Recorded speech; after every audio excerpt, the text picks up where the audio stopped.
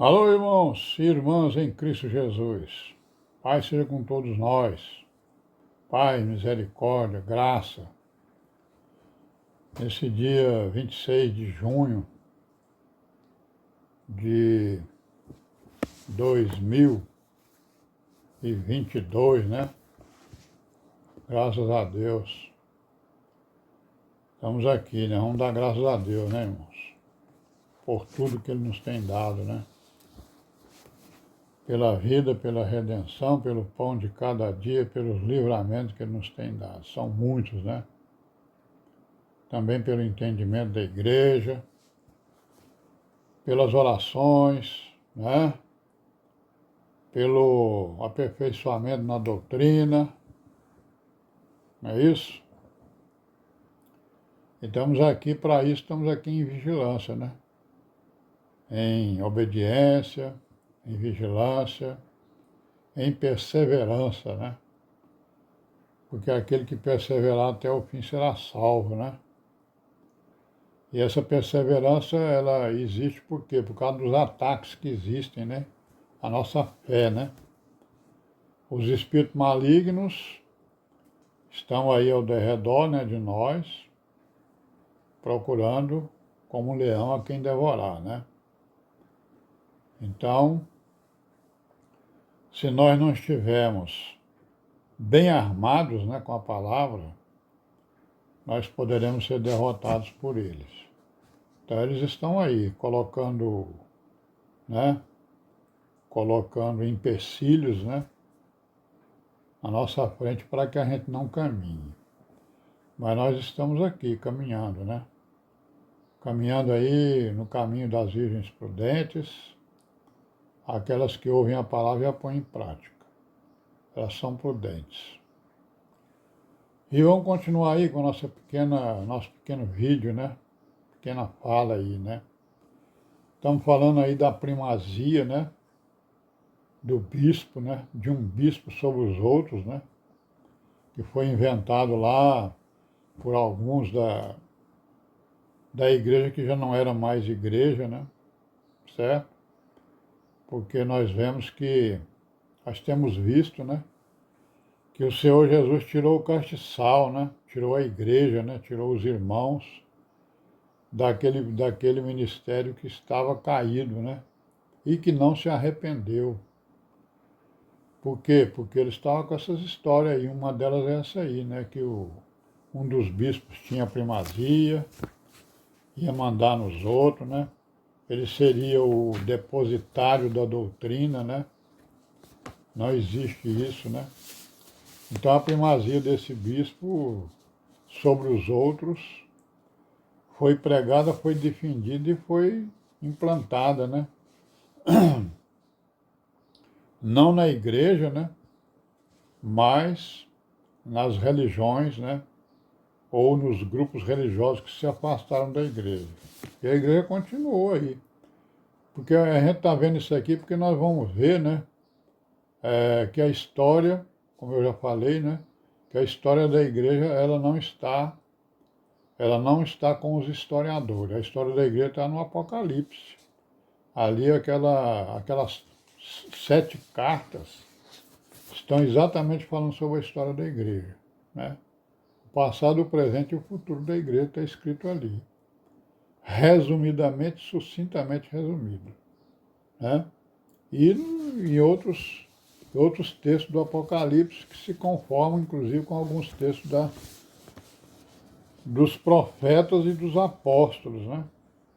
Então esse bispo teve a primazia, né? Foi escolhido, aí veio a primazia do bispo de Roma, veio o papado, né? Não é isso?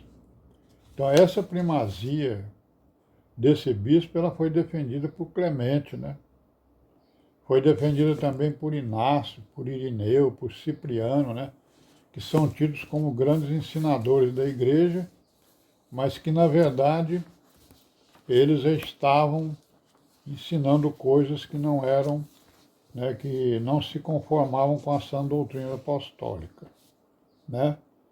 O Cipriano, por exemplo, defendeu ainda a supremacia do bispo de Roma, né? Então essa hierarquia ela foi desenvolvida, né? E o bispo de Roma se tornou o Papa, o pai de todos estes, o pai de todos, né? Significa Papa é o pai de todos. Então essa decisão, né, com referência à hierarquia no ministério, né? Hierarquia entre os irmãos, né? Que é a hierarquia, isso pressupõe o poder, né? Pressupõe o poder de mando. Isso aí contraria, né? Mateus 20 e 25, né? Quando alguém teria perguntado pelo Senhor Jesus quem era o maior entre eles e tal, né? E aí o Senhor Jesus disse o quê? Ó, não será assim. Os príncipes desse mundo lutam, né? Para um ficar acima em cima do outro, né? E mandar no outro. Mas entre vós não será assim. Então o Senhor Jesus estava tratando os apóstolos, né? Como príncipes, né? Claro, eles são príncipes, né? Então aqui no Mateus 20, 25, o que está escrito aqui, ó? Então Jesus, chamando-os para junto de si, disse: Bem sabeis que pelos príncipes dos gentios, né? São estes dominados, ó, e que os grandes exercem autoridade sobre eles. Não será assim entre vós, mas todo aquele que quiser, entre vós, fazer-se grande, seja vosso serviçal. E qualquer que entre vós quiser ser o primeiro, seja vosso servo. Bem como o Filho do Homem não veio para ser servido, mas para servir, e para dar a sua vida em resgate de muitos. Então, essa hierarquia contradiz exatamente esse ensinamento, né, de Mateus 20, 25, e que também existe em Marcos 10, 42. Né? E a segunda decisão, que foi o estabelecimento da regra de fé, né, ou do que eles chamam também de credo, né, a regra de fé para combater exatamente as heresias, né, ou doutrinas essenciais da fé, certo? E aí nós vamos ver que quando eles começaram a fazer essa regra de fé, começaram a aparecer as filosofias, né, acerca da essência de Deus, da essência de Jesus Cristo, né? Vamos ver isso aí. Porque quando se estabelece a regra de fé, se for fora das escrituras, vão aparecer coisas que, né, são dos pensamentos humanos, né? Os pensamentos dos homens, e não do pensamento de Deus. Então, nesta época, né, o que aconteceu? O Irineu e o Tertuliano desenvolveu aí o que eles chamaram de regras de fé, né? Regras de fé, né? Ou sumários das doutrinas que eles diziam que eram apostólicas. Que nós vamos ver rapidamente isso aí, né? E a terceira decisão foi o estabelecimento do cânon, né? A lista dos livros do Novo Testamento, né? O cânon, a lista dos livros, né? Considerados inspirados, certo? Alguns hereges, como um tal de Marcion, que apareceu, né, na igreja de Roma, mas ele era lá de Antioquia, se não me engano. Então, alguns hereges, como Marciano, eles estavam formando as suas listas de livros, né? Então, como os judeus estavam dominando, né, a maioria dos grupos, né, religiosos que se diziam cristãos, certo?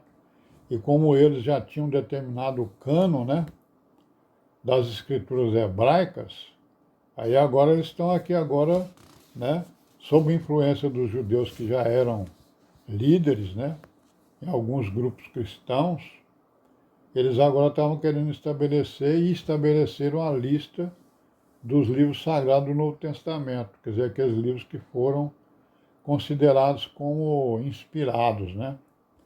Então, o cânon de Marcion, eles incluía só o Evangelho de Lucas e as epístolas do apóstolo Paulo. Então, ele só considerava o Evangelho de Lucas e as epístolas de Paulo como inspirados, né? E dizia mais, que Paulo foi o único que entendeu o evangelho pregado pelo Senhor Jesus. Aí vamos parar por aqui, né, irmãos? E até amanhã, se Deus quiser, e paz e graça e misericórdia seja com todos nós.